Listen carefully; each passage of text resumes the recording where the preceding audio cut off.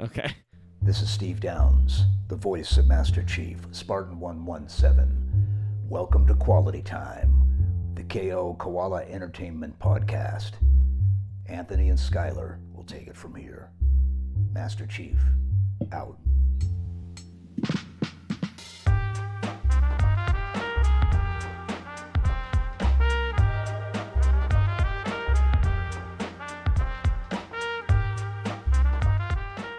Hello and welcome to Koality Time, the KO Koala Entertainment Podcast. I'm Skylar Sokol. Nah, I'm Anthony Nicolosi. Apparently, I follow the guy who does the Arthur Morgan voice. I can't remember the actor's name. I'm so sorry. He's a fucking phenomenal voice actor. Okay. I followed him on Instagram, and he's just, his normal voice is sick.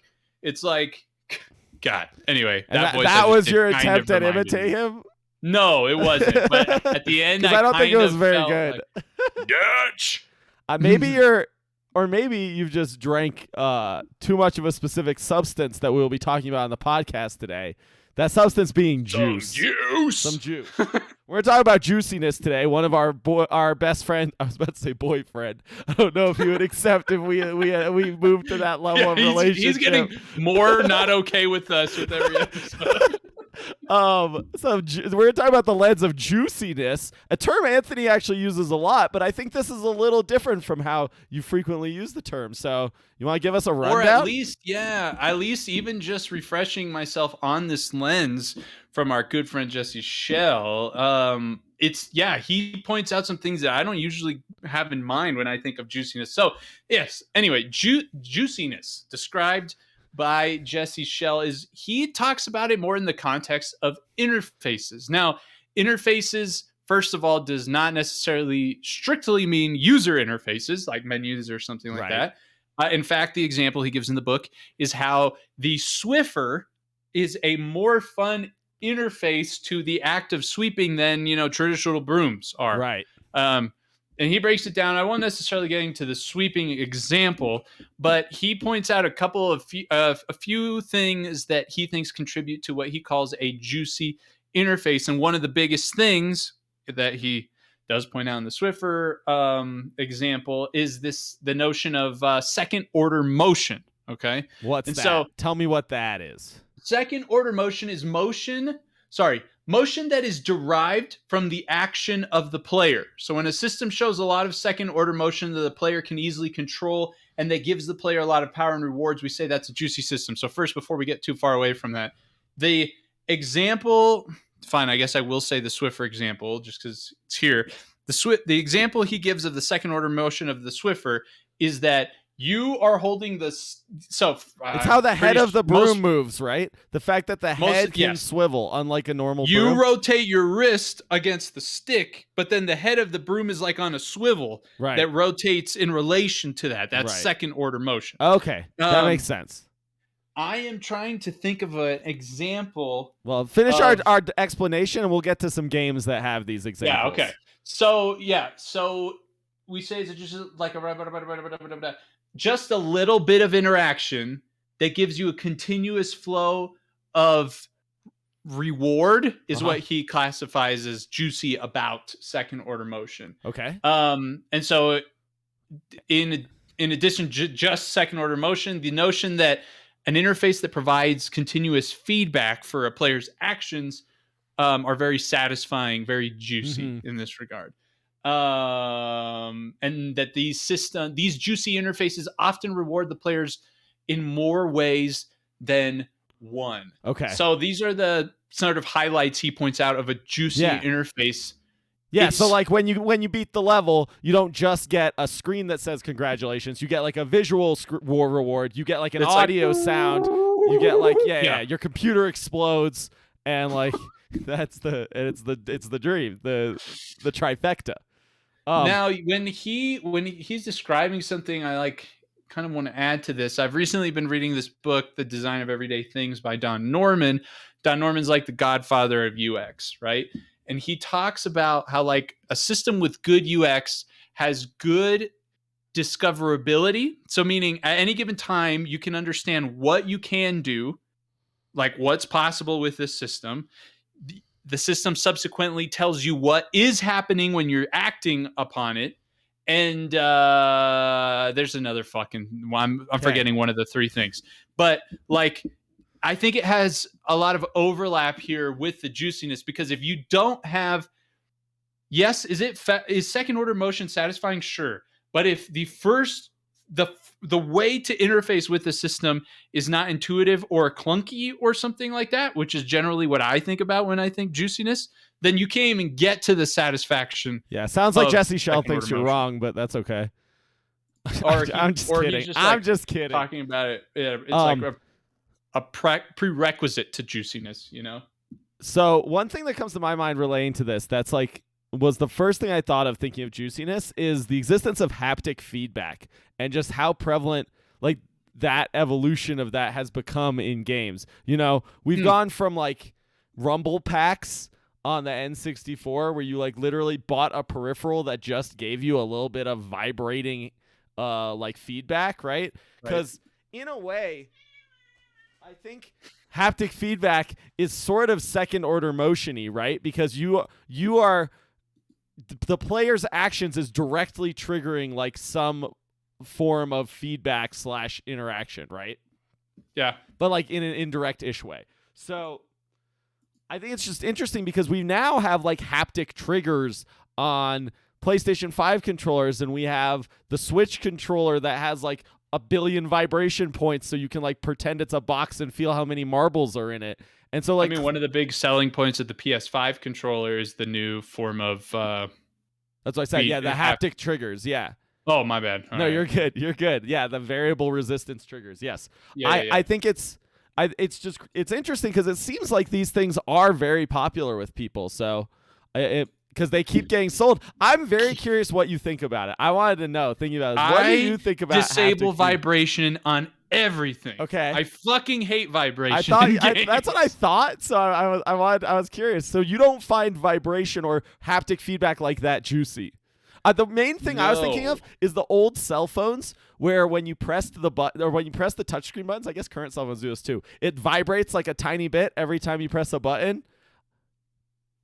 I turn that shit off. I fucking hate that. So I like vibration in games. Like I have vibration on Rocket League and all my games, and I like that. But the shit on the phone, I hate. So I don't know what that is. But you know, on my phone, I mean, I use vibration on my phone mostly for the auditorial. It's not a full-on sound. It's just a little bit of a sound. Just because, so for the subtle noise it makes, and not for the actual feeling. I by default operate on Do Not Disturb, so I don't get any sounds on my phone except from like favorite contacts. So unless like my wife's calling me or messaging me, my phone doesn't make sound. Right. I have control over when I initiate interacting with that damn interface.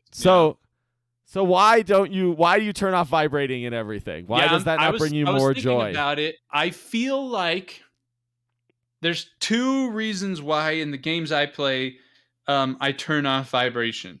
One is that the vibration does not match my mental model of the experience. So like when I'm shooting the gun, the way it vibrates doesn't feel like how I am conceptualizing. Right. You want it to like shoot the controller out of your hand from the recoil. I don't know if it's like I'm looking for more intense. It's like if I'm shooting the Halo battle rifle, I like it's vibrating like chun chun chun 3 times. Sure, because it's a triple shot, whatever. But I feel like, and this is like maybe just me being stupid, but it's like I feel like the vibration needs to move around the edge of the controller and then back in. And then if I'm shooting the Spartan laser, the vibration needs to come through the middle and shoot forward, you know? So it's actually like not detailed enough is the reason you don't like it. It's just like fucking buzzing in my hand, you know? It's like, I'm just like, it's like, I don't give a fuck about blah, blah, blah, blah, blah. Like, you know? It's that's not interesting. adding. The other thing is that in that regard, it's just a distraction. Like, not only is it not matching the experience, but it's like, pulling some amount of resources towards like getting vibrated, you know, like my hands are like having to deal with the sensory input and I'm not worried about that. Yeah. So I'm trying to think of a game I included in. I think what about in like, so you're saying it's like distracting, and I guess maybe it's distracting enough that even in a single player game it would bother you, but I find it to like add some immersion to single player experiences for sure. But Grant, I'm like a very immersed person when I play video games, whereas I feel like that's not necessarily your modus operandi for games. So No, definitely not. Right.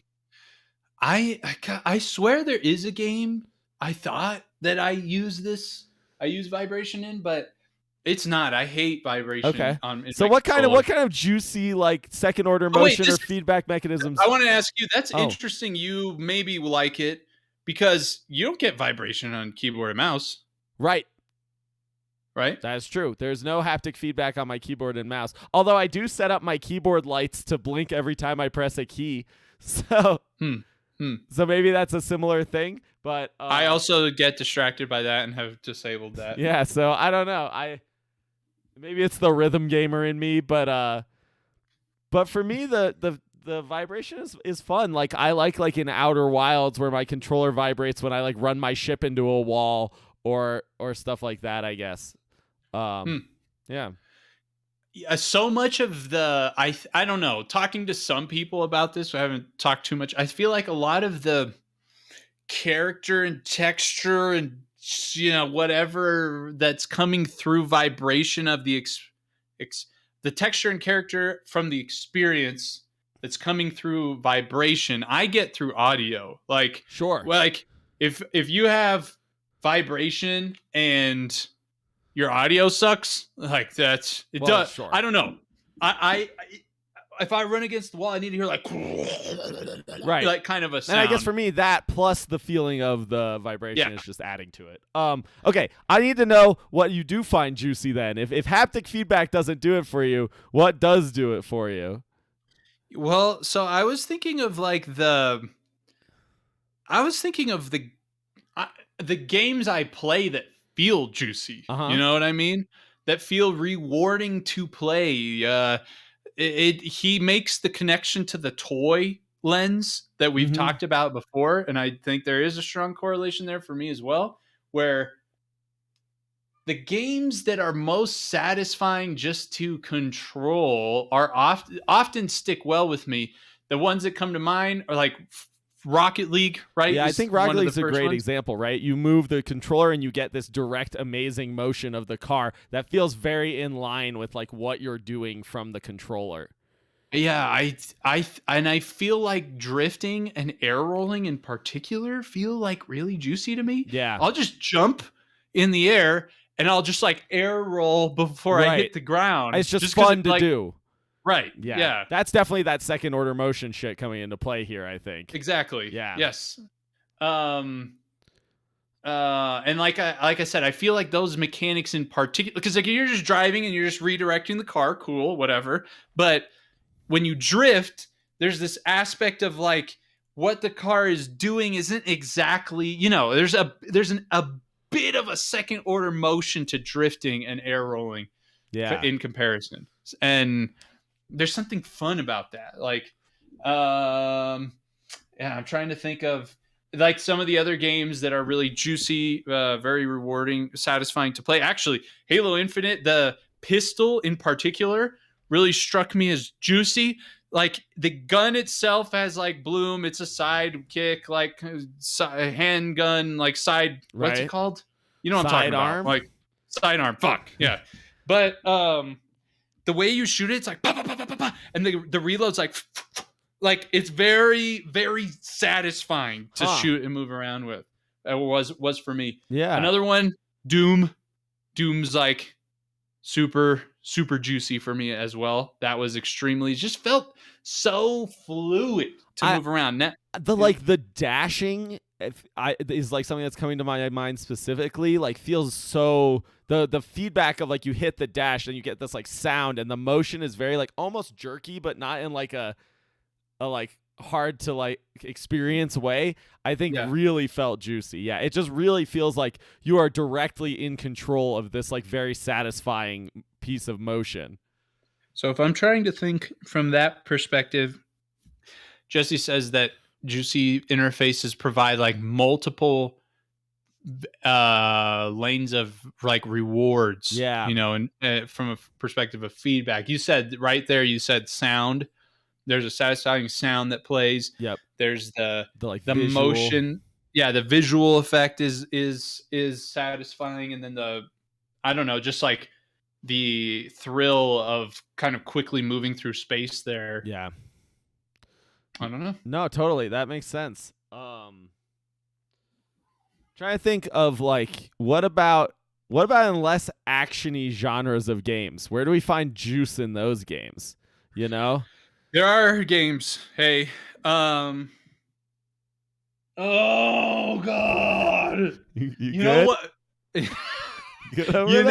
Yes, because I know I have the damn games in my head.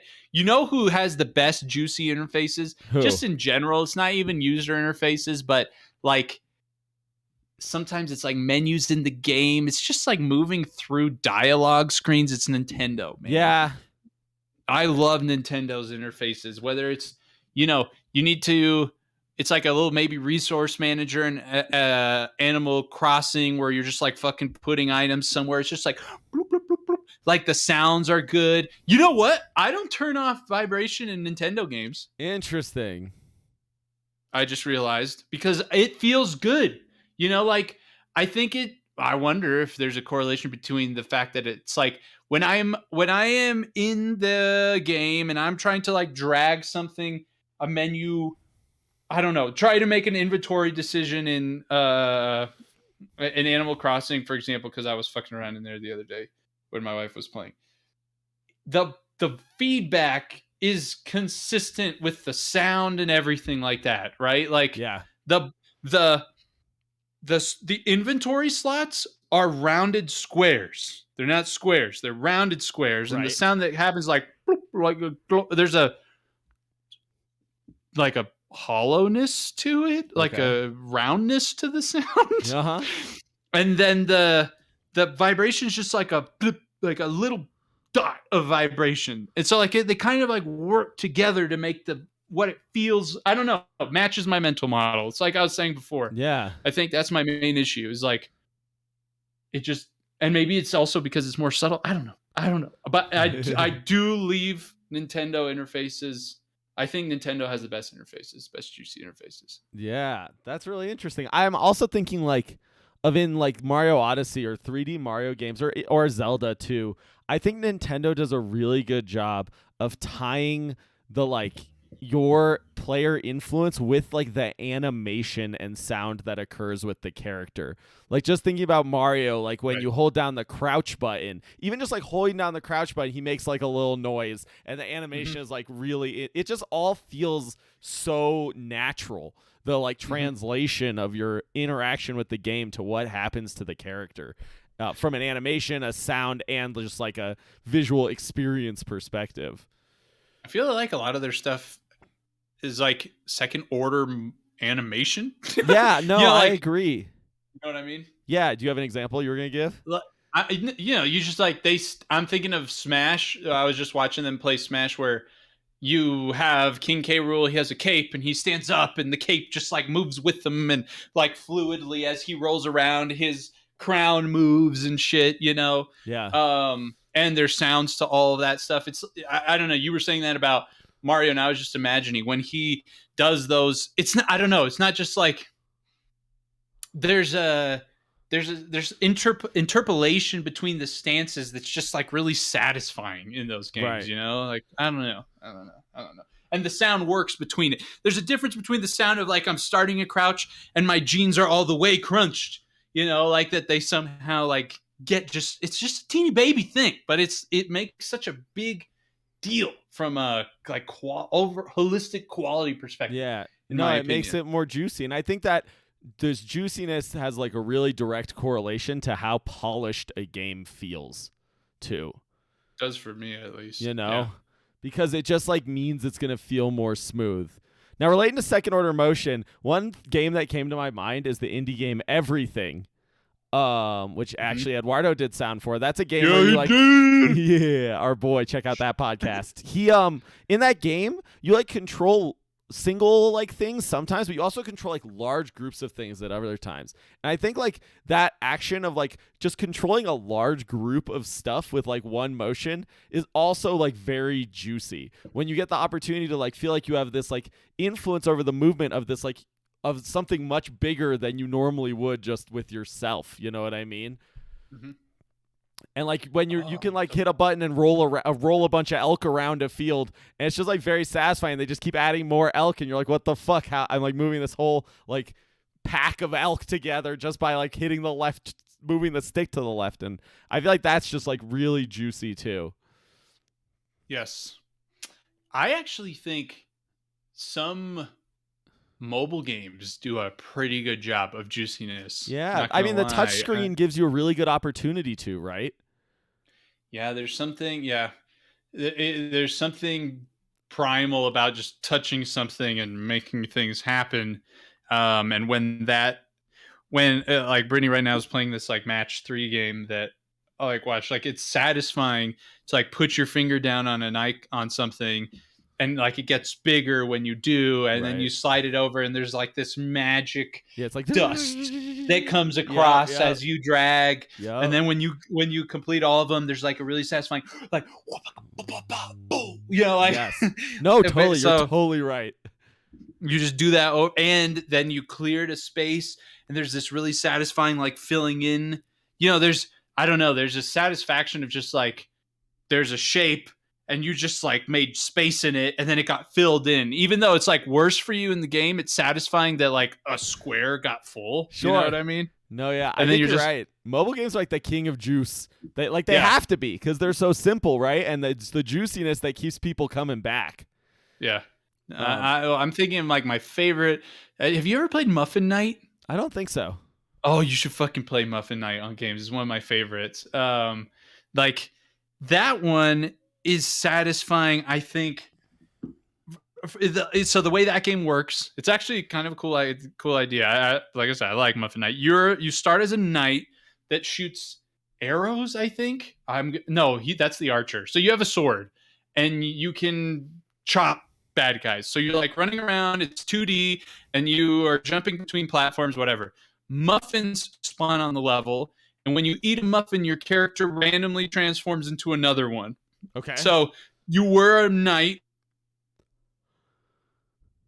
and then you transform into an archer, and the archer attacks differently. He shoots arrows. Right. And then you eat another muffin, and you turn into this unicorn that poops rainbows, and the rainbows are mines. Right. For example. And it's a satisfaction. Again, it's like relating to polish, like you said, but all of those characters have like a unique juiciness quality to them. Like the satisfaction of the knight and his sounds and his animations are different than why the unicorn that poops is juicy.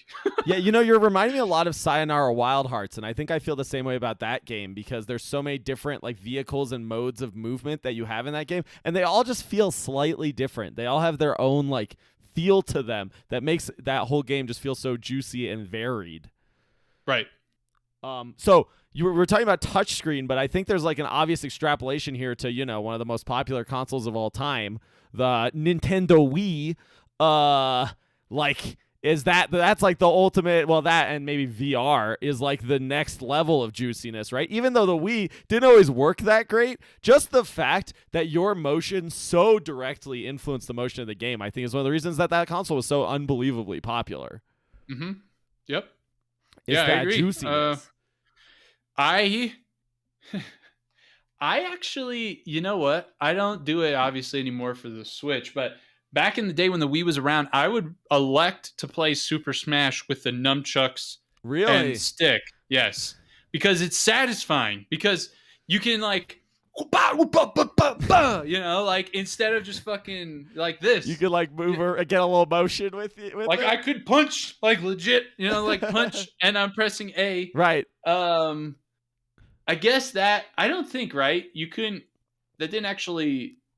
Could you use the motion controls in Smash? I don't think so. In like just arms you can though, but right. Yeah, it was just buttons. But so that's not really a good example of this. There's no, but from a mental model perspective, it was more juicy and satisfying to me because it was like I was actually punching, Yeah. when I was Yeah. tapping A. No, totally. I get it. You were creating your own second order motion in a way. Cool. Anyway, No, I think as long as you're good with it, I think that's a good little discussion on some juiciness. And we got a really juicy patron question, so I think it's good if we move over cool. there. I just want to again plug. I don't know if you noticed, but like Eduardo, I'm thinking of Natalie Asport. She's hopefully going to come on the podcast one day. But they just they picked up Book of Lenses. Oh, book really? we're talking about. Yes, Eduardo did too, and I told him like he just tweeted it. I was like, oh, that's awesome. That's great. Check this book out if you're listening to this podcast and you haven't read Jesse Schell's Game Design, A Book of Lenses. It's so good. It's like one of our favorite books. Yeah.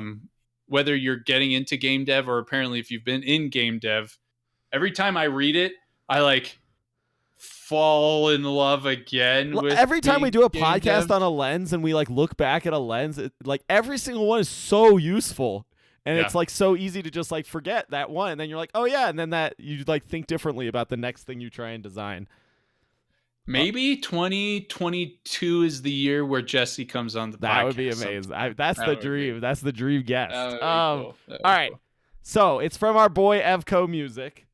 Okay. He says, who is he? Yeah, right. Well, you ready for this question? Because this is not trivial. Oh what my gosh. impact do you want Agora to have? Do you want people to be inspired, to tell a good story, to display a technical feat? Funny joke. Or what would you like to achieve? Yeah, personally, none of those. Personally, I like, and I think not necessarily because I don't think those things are worth pursuing. I just don't think we have the resources to execute that. Not necessarily only from like we don't have technical artists or whatever. I'm sure you see indie devs who are like just so much. I don't think necessarily we're the kinds of brains that are going to come up with something so ridiculously, insanely out of this world. You've never seen it, uniquely creative from an artistic standpoint that makes you rethink existential, boundaries or something. At least not for our first game. Not for well, that's what I mean. Like for us to do that, like we think we've talked about that, but like to execute the vision we have along those lines, we need more resources. Right. So I would say what I hope the goal for Agora is when you play it, as you play it, especially as you play it, you're like, I hope you get goosebumps a couple of times, at least through the course of the game, and that you come away with it being like, that was fucking fun. We hope to take the visceral fulfillment that Anthony clearly feels when he plays video games and expresses through his loud vocal tidings during the streams and give that experience to any common person in the world.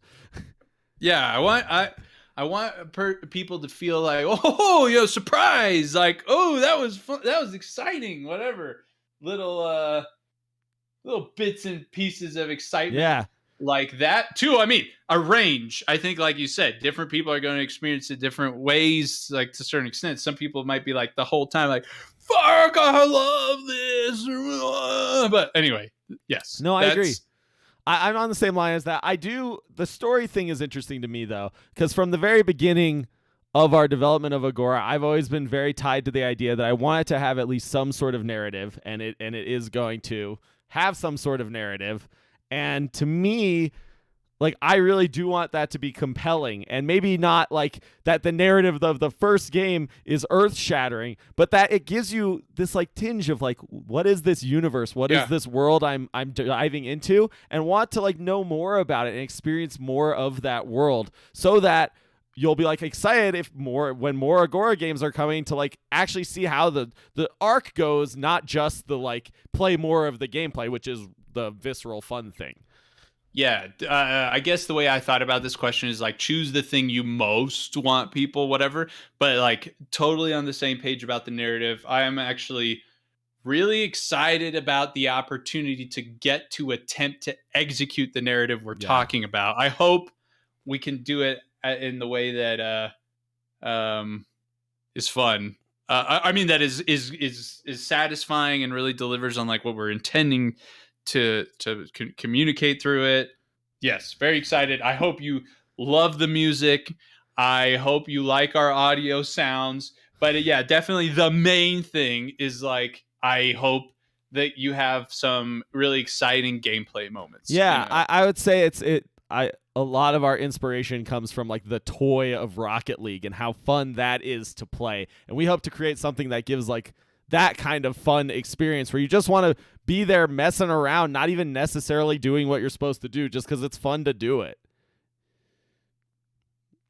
Like what Anthony was doing during our dev meeting today in my new level rather than playing the level. I mean, but hey, I loved it. You did. I had fun the whole time. Okay.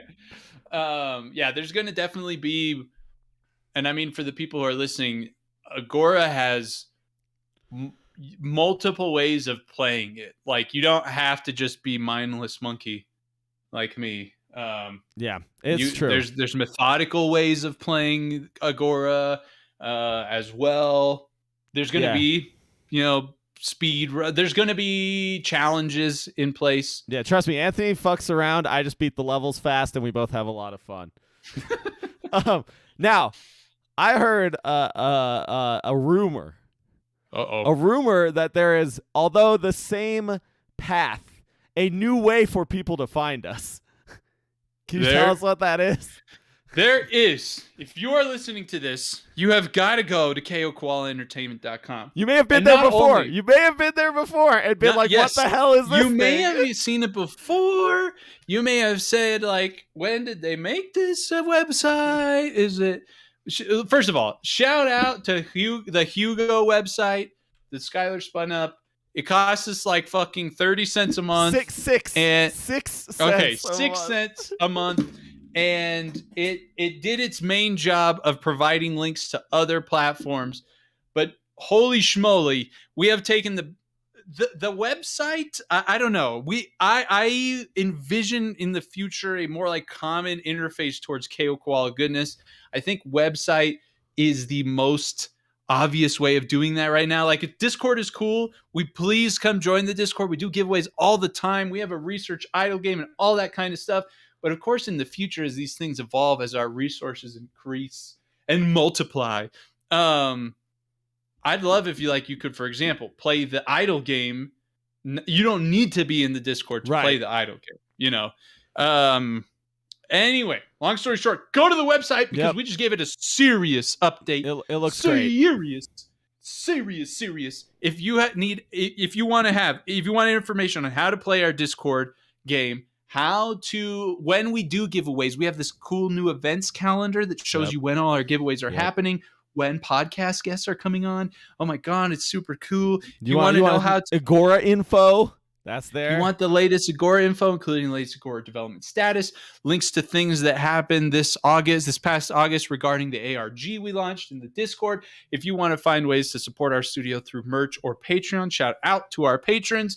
All of this info you can find on our fantastic new website. Get all the deets right there. Enjoy. I hope you love it. And please let us know if there's, if you have any issues or there's something more you'd like to see on there. All right.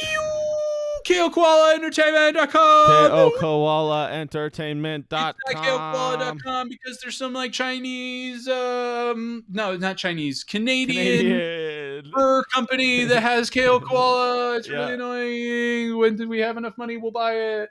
All right. You know that Halo still hasn't bought Halo.com? Really? Yeah, because it's like some fucking like mug maker. That's hilarious. That's so fun. I'm going to it now. What the hell? You see it? They're like a corporate promotion brand now. Yeah. The game happened and they're like, you want this domain? They're like, fuck you. We're gonna make 50 some million bucks. bucks. I'm surprised they don't like double down and put the word Halo on everything they make. They should. All right. Oh shit. Well, our thing crashed. No, it's fine. Okay. It's fine. It's good now. It's good now. I fixed it. I said. Oh no, look, our video is not working. There we go. I fixed it now for real. I think it's because I minimized it. Oh, that's interesting. that was my bad. So in exciting news, the arcade I go to has now added a second U-Beat machine, so I'm gonna go kick some people's asses. Do it. All right, talk to everyone later. Thanks for listening. Everybody. Anthony, you need to not wear that fucking creepy thing. It keeps coming off. Stop wearing it. It's so See creepy. ya.